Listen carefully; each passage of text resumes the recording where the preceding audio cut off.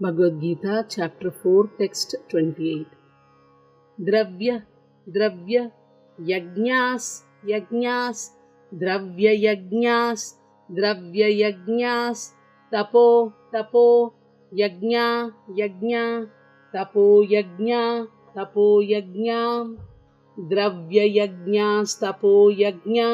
Dravya Yajñās, Tapo Yajñā, Dravya Yajñās, Tapo Yajñā, Yoga, Yoga, Yajñās, Yajñās, Yoga Yajñās, Yoga Yajñās,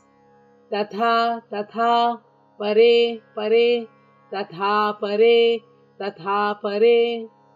Yoga Yajñās, Tatha Pare, Yoga Yajñās, Tatha Pare, Yoga Yajñās, Tatha Pare, Dravya Yajñās, Tapo Yajñā, Yoga Yajñās, Tatha Pare, Dravya Yajñās, Tapo Yajñā, Yoga Yajñās, Tatha Pare, Dravya Yajñās, Tapo Yajñā, Yoga Yajñās, Tatha Pare, Swadhyāya, Swadhyāya, Jnana, Jnana, Swadhyāya Jnana, Swadhyāya Jnana, Yajñās, Yajñās, Cha, Cha, Yajñās, Cha, Yajñās, Cha, Swadhyāya Jnana Yajñās, Cha, Swadhyāya Jnana Yajñās, Cha, Swadhyāya Jnana Yajñās, Cha, Yataya, Yataya, Samshita, Samshita, Vritaha, Vritaha, Yataya Samshita Vritaha, Yataya Samshita Vritaha, Yataya Samshita Vritaha,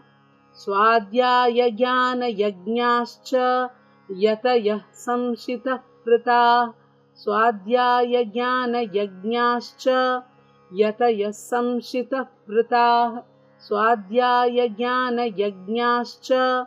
Yataya Samshita Vritaha, Dravya Yajñās, Tapo Yajñā, Yoga Yajñās, Tatha Pare, Swadhyāya Jnana Yajñāscha, Yataya Samshita Vritaha, Dravya Yajñās, Tapo Yajñā, Yoga Yajñās, Tatha Pare, Swadhyāya Jnana Yajñāscha, Yataya Samshita Vritaha, Dravya Yajñās, Tapo Yajñā,